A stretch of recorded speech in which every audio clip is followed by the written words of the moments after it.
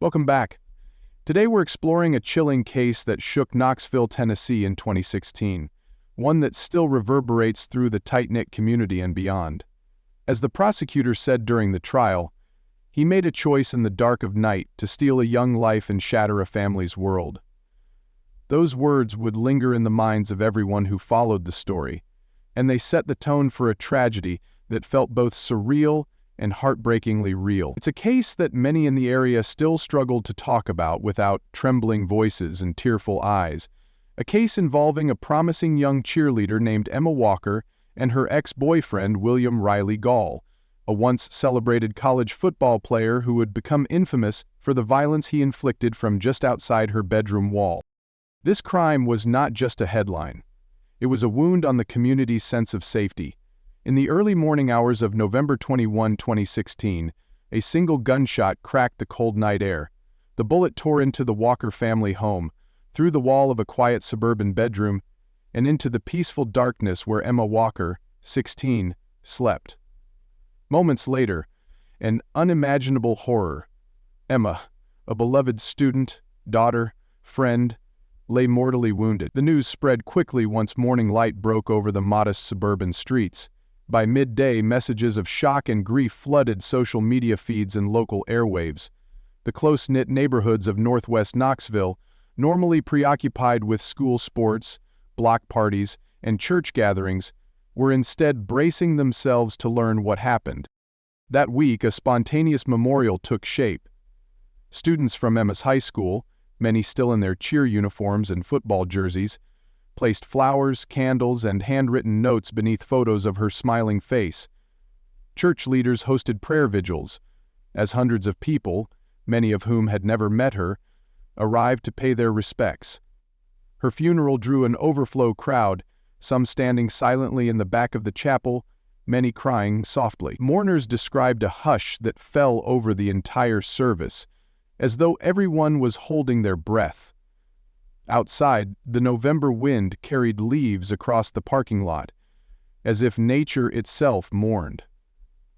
Many people stared at a lifeless form on the pavement, as if nature itself mourned. Emma Walker was not just another victim. She was a kind, driven young woman whose promise extended far beyond the classroom and cheerleading squad. Her sudden, violent death left a void that people struggled to put into words. Strangers left small notes at her school. "We miss you, Emma. You're in God's hands now. And fly high, angel."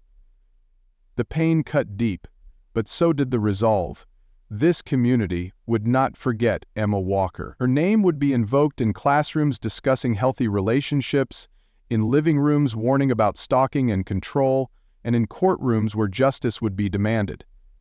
The case would raise questions about teenage violence, the warning signs of obsessive behavior, and the responsibilities of bystanders and institutions. Before we delve into the specifics of that fateful night, let's remember Emma for who she was at 16. A devoted daughter, a loyal friend, a student who lit up every room she entered, and a cheerleader who soared with grace and confidence. Her face became iconic in Knoxville news coverage over the following weeks, a smiling reminder of what was lost. Now, let's go back before the tragedy and understand the life she lived, the dreams she held, and the world in which she was so cruelly taken. Emma Walker was born in March 2000. At the time of her death, she was 16 years old and already well known in her community. She lived with her parents, Mark and Jill Walker, and her younger brother, Evan. The family had settled in a comfortable single-story home in a suburban enclave west of Knoxville. The neighborhood was quiet, family entrepreneur, and known for good schools. Emma's parents had chosen the area specifically for the educational opportunities and the safety that this community promised. From a young age, Emma was drawn to activities that emphasized teamwork, dedication, and performance. She began cheerleading in middle school, quickly gaining a reputation for her high energy and athletic flair. Friends recall how she could perform flips, handsprings, and jumps with effortless grace. But Emma was more than a cheerleader. She was also a conscientious student. Teachers described her as attentive, curious, and empathetic. She was the kind of student you looked forward to having every year, said one of her favorite teachers at Central High School. She asked questions, engaged with the material, and brought a positive energy that lifted everyone around her. And here's what she had to say about the last class of her semester.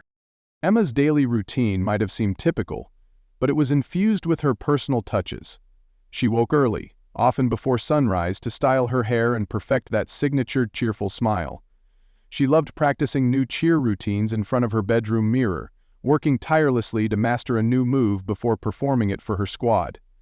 She was also fond of taking short walks through the neighborhood with her dog, pausing to chat with neighbors who found her warmth and manners refreshing. After school, she often stayed late for cheer practice. In between, she juggled homework, social activities, and volunteering at a local animal shelter. Those who knew her say her compassion for animals reflected her kind soul. When she had free time, Emma was known to bake cookies for her friends, sugar cookies with frosting, a treat that turned study sessions into mini celebrations. She was active online too, maintaining a lively Instagram feed where she posted photos with friends at football games, selfies in her cheer uniform, and snapshots of the family's summer vacations at nearby lakes. Her online presence radiated positivity. Her social media accounts showed a teenage girl in love with life, excited about the future. She rarely posted anything negative, preferring inspirational quotes over teenage drama. Switching lines, she said, "Now that I'm in my 50s and with all this..." Emma had big dreams. She once mentioned wanting to become a neonatal nurse, drawn to the idea of caring for newborns who needed special attention. Her friends say that her caring nature extended to anyone who was suffering. "If you were upset, Emma would sit with you until you felt better," recalled one close friend. She wouldn't leave your side. Her supportive presence wasn't limited to her immediate circle. She volunteered to tutor younger students struggling with math or English, and she dedicated time to charitable drives organized by her church youth group. Teachers predicted a bright future, perhaps a college scholarship for cheerleading or academics, a promising career in healthcare, and maybe even a leadership role in community organizations. The last known normal day in Emma's life was Sunday, November 20, 2016. According to her family's recollections, the day started calmly. She attended a morning church service with her parents and brother. The weather that day was crisp and partly cloudy, typical for a late Tennessee autumn, with temperatures hovering in the mid-50s. In the afternoon, she practiced a few cheer routines in the backyard. Her mother remembers Emma's laughter echoing through the house as the family prepared dinner. Emma scrolled through her phone, chatting with friends, excited about upcoming holiday plans. That evening she watched a TV show on the couch, texted a few friends good night, and went to her bedroom, her sanctuary, where the glow of her phone's screen was the only light as she drifted off, presumably dreaming about the future. In the hours before tragedy struck, she might have been thinking about the next pep rally, the upcoming holidays, or what she'd wear to the next football game. Photographs taken in the days prior show Emma looking radiant in her cheer uniform, posing with classmates in front of a school banner. Videos from a recent pep rally, shot on friends' phones, capture her mid-routine, smiling broadly, encouraging the crowd to join in the school spirit. In every captured moment, she is alive, vibrant, and looking forward. Knoxville itself provided the backdrop to this story. With a population just under 200, 000 at the time, it was large enough to hold multiple high schools, shopping centers, and cultural spots, yet small enough that communities formed strong bonds and reputations traveled fast. The city sat nestled near the Great Smoky Mountains, and in late November, the leaves had mostly fallen, leaving gray branches outlined against a wintry sky. Central High School, where Emma was enrolled, was a point of pride for the community. Residents would gather on Friday nights under the glow of stadium lights, cheering on their teams, forging a sense of unity through sports and extracurricular activities. The Walker home was located in a quiet, family-friendly enclave known for its proximity to parks and a popular church that hosted community events. There wasn't anything overtly remarkable about the streets, typical mid-size American suburbia, except for the sense of warmth and neighborly cooperation that families valued. Landmarks in the area included local diners where residents caught up over coffee, a handful of strip malls offering basic services, and several churches where many families found spiritual guidance. The weather in November often hovered between brisk and mild, with occasional rain showers sweeping through. On the night of the crime, the sky was clear, the moon pale, and the temperature had dropped into the 40s. Street lamps cast a quiet glow, illuminating still yards and the winding roads. Maps of the area show a patchwork of suburban streets, each cul-de-sac ending in well-manicured lawns and tidy driveways. It was a place where front porch lights were left on after sunset as a friendly beacon, and where neighbors felt secure letting their children walk a block or two after dinner. The Walker family was well established in this environment. Mark Walker worked as a manager at a local business supply company, while Jill Walker was a stay-at-home mom who often volunteered at the school's front office and helped coordinate church events.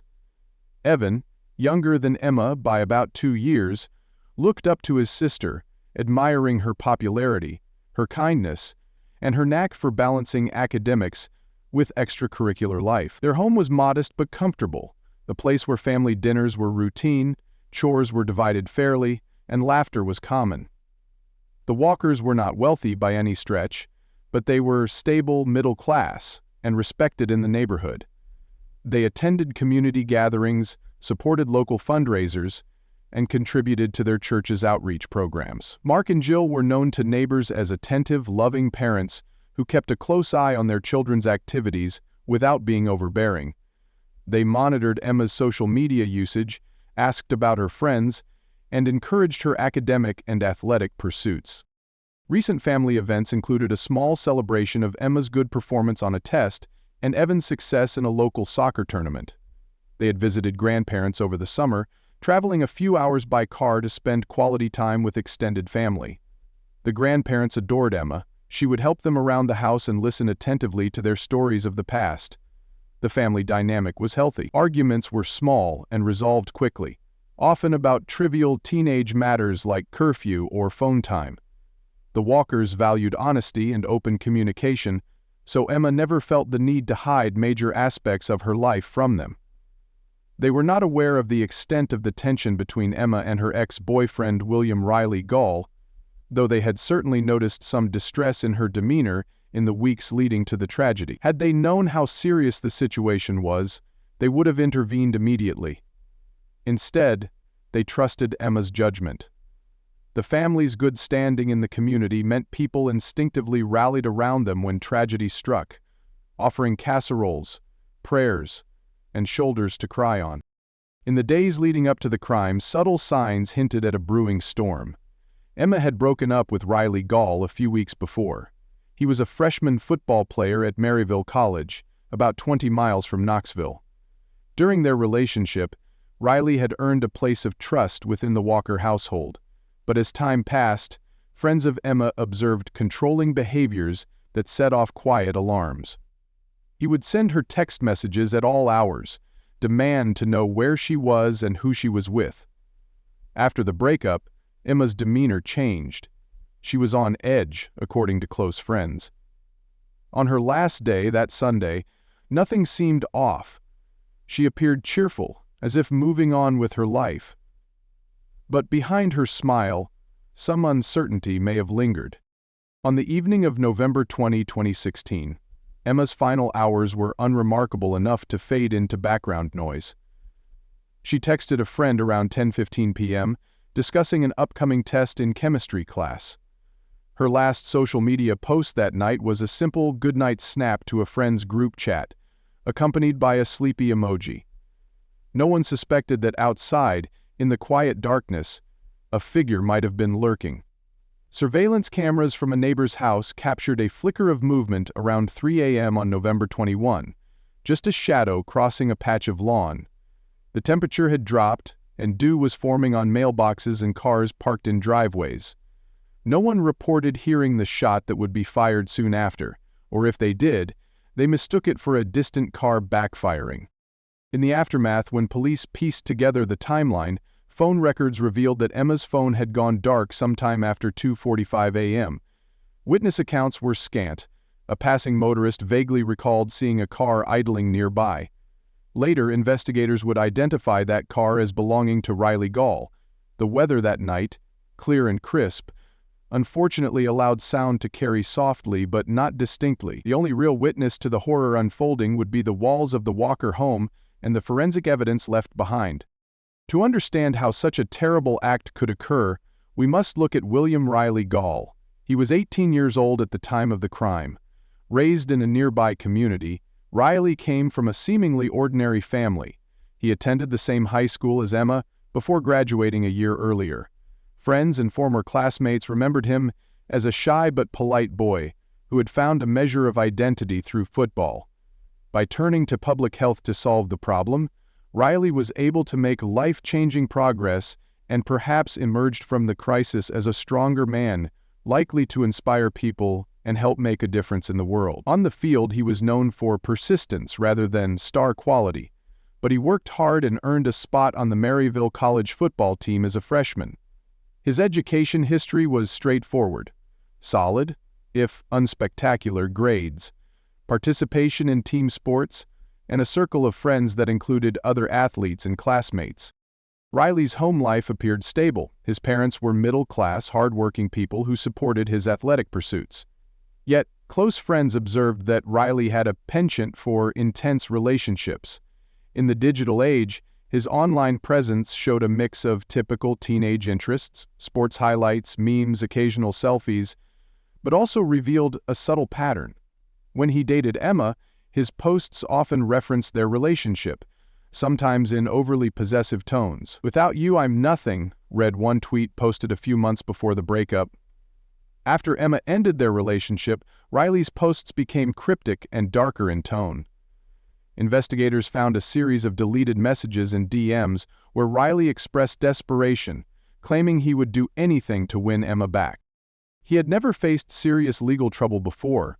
However, after the crime, old classmates would come forward with stories of how Riley struggled with insecurity and jealousy. One former teammate stated, "He took breakups hard. He'd sulk for weeks, always playing sad songs in the locker room. In person, he was quiet and brooding when upset. He had no known mental health diagnoses on record, but prosecutors later argued that he displayed stalking behaviors and a refusal to accept rejection." Riley's relationship with Emma began when she was a high school cheerleader and he was a year ahead, a football player at the same school. Their social circles overlapped. Initially, it seemed like a storybook teenage romance.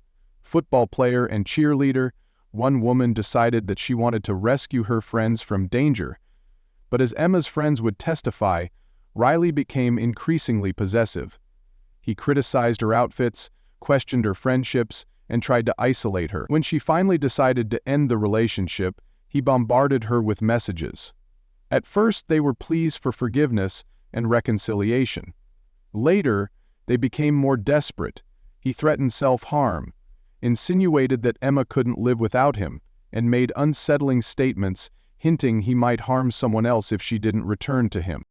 Psychological experts called to testify at trial pointed to behaviors consistent with what is now recognized as coercive control, an insistence on dominance, pervasive jealousy, and the inability to respect boundaries. Online searches on Riley's devices revealed he'd looked up how to win back an ex-girlfriend, then how to scare someone into talking to you, and chillingly, gun search terms. As a freshman at Maryville College, Riley told acquaintances he was having trouble sleeping and focusing on football. He started missing practices. On social media, he posted sad song lyrics.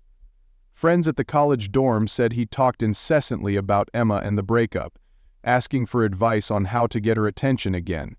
Some tried to reassure him that he'd be fine, that he should move on. But Riley wasn't interested in moving on. He visited Knoxville more frequently under the guise of seeing old friends, but his true motive seemed to be checking on Emma's whereabouts. CCTV footage from nearby stores showed him lurking in the area. He even slipped anonymous notes under her door at one point. though that detail would only come out later. On November 20, the day before the crime, investigators believe Riley's mindset had darkened. Phone records showed repeated calls to Emma's number that went unanswered. Late that night, he messaged a friend, "I'm going to fix this once and for all." That friend would later testify in court, shaken and regretful that he hadn't reported the message to anyone. Riley reportedly retrieved a gun belonging to a family member, taken without permission, and set out for the Walker home. Prosecutors argued that he intended to scare Emma, fire shots into her home, and perhaps then rush in as a savior, or force a confrontation that would make her speak to him. Instead, he fired a deadly round that struck her as she lay in bed. The crime itself happened swiftly. Around 3:20 a.m. on November 21, 2016, investigators estimated that Riley stood outside the Walker home, near Emma's bedroom window. He aimed a 9mm handgun at the side of the house and pulled the trigger. The bullet ripped through the exterior wall, entered Emma's bedroom, and struck her as she slept. Another shot was fired moments later, possibly a panicked attempt or a misguided effort to stage a break-in scenario. Then silence. Riley fled, leaving Emma gravely wounded inside the silent home.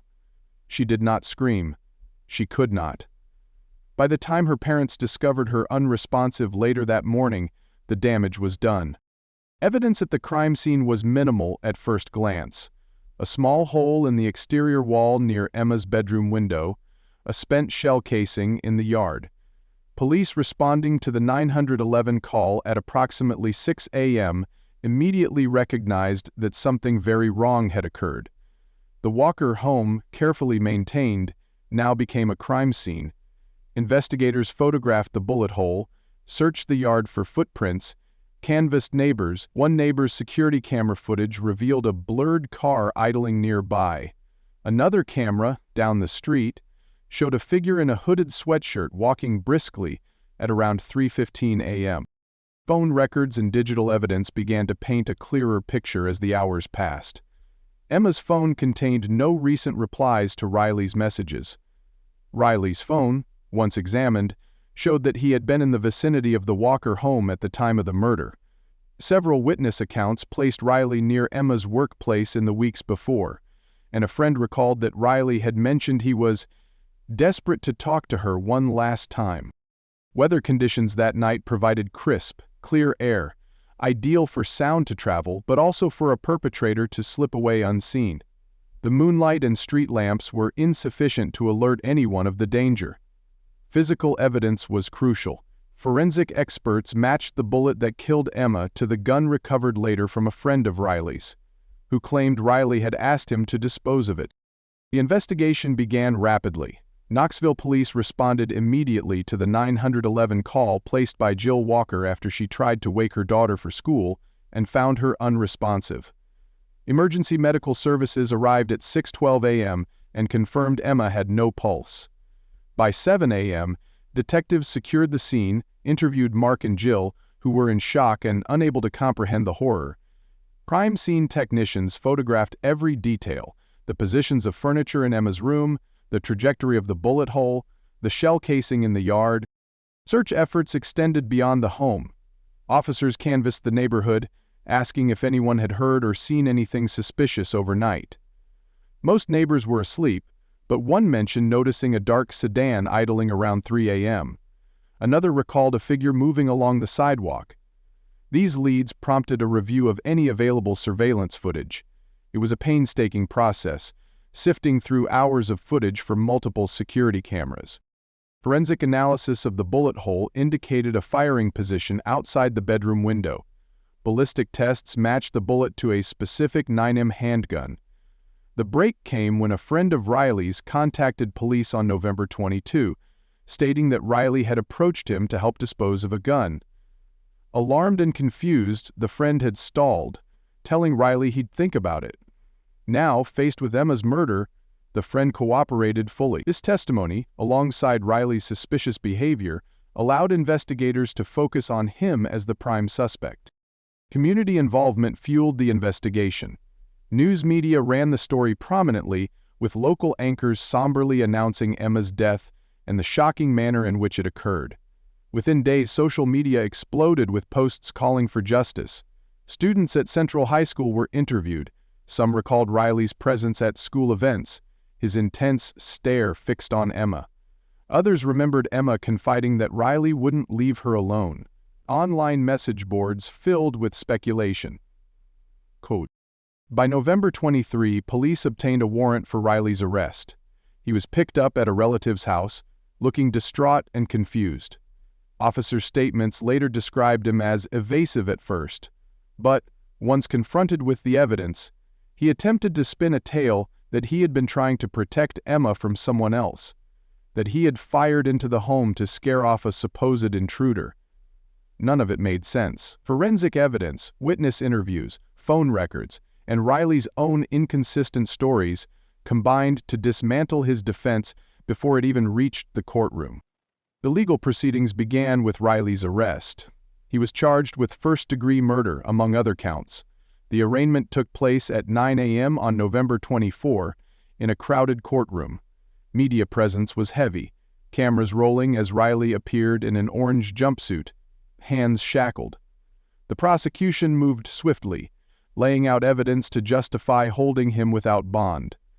Defense attorneys requested more time to review the evidence. Court proceedings lasted for months, with pretrial hearings examining the admission of digital evidence, text messages, and ballistics reports. Prosecutors introduced witness testimonies from Emma's friends, who recounted the threatening behavior Riley had exhibited after the breakup. Expert witnesses testified about the trajectory of the bullet, establishing that the shot was deliberately aimed at Emma's sleeping position. The defense tried to paint Riley as a troubled young man who only meant to scare, never to kill.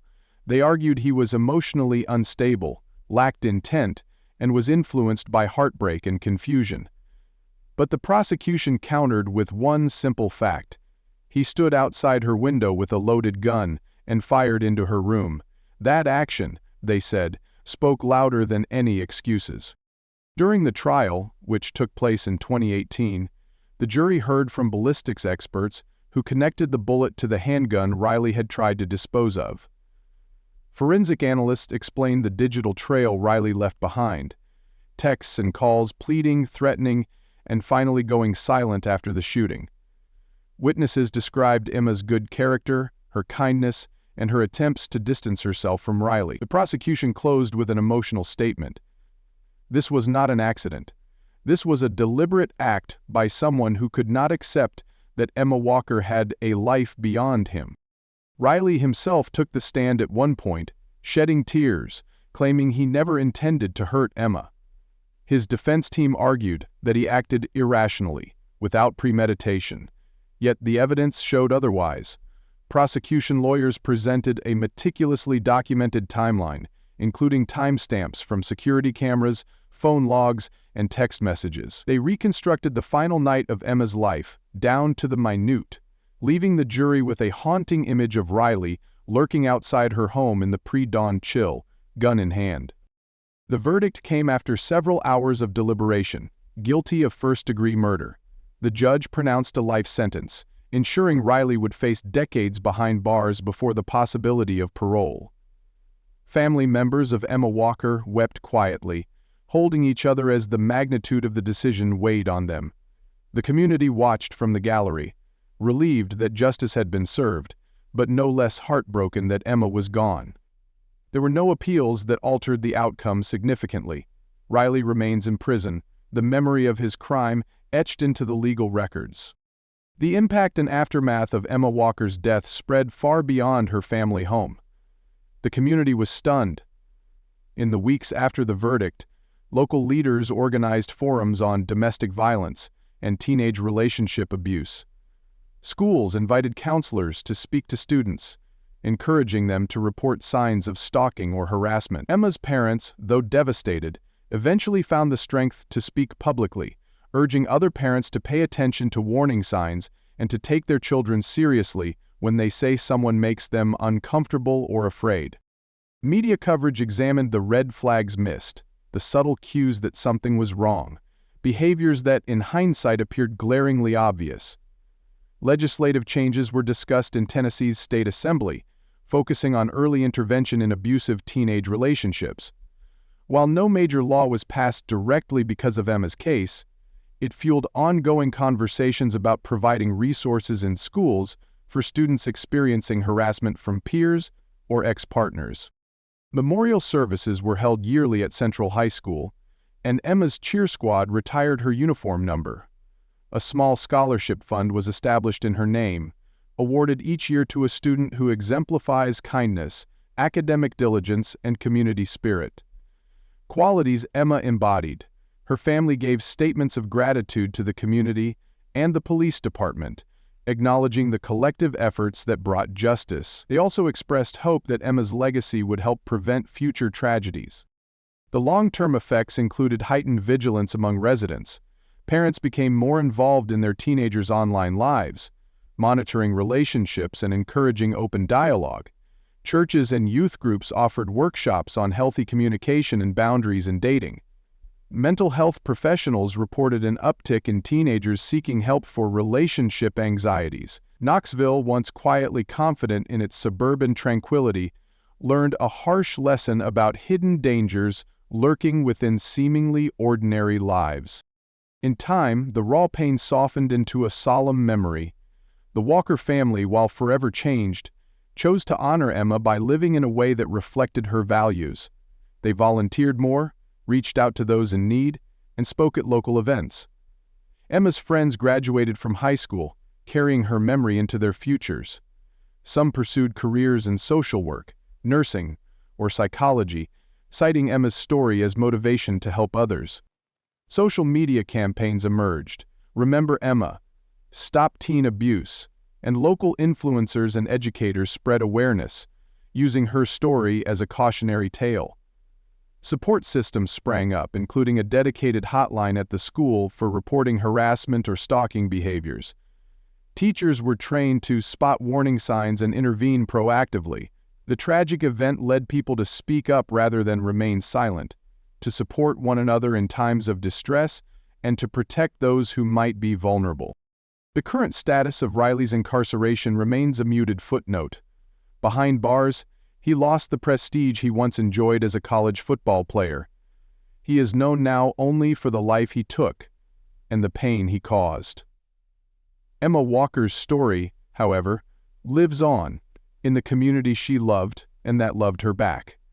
Her name remains spoken in classrooms, at cheerleading practices, and during scholarship award ceremonies. It stands as a reminder that even in quiet suburbs, darkness can seep in through the cracks if people do not remain vigilant and compassionate.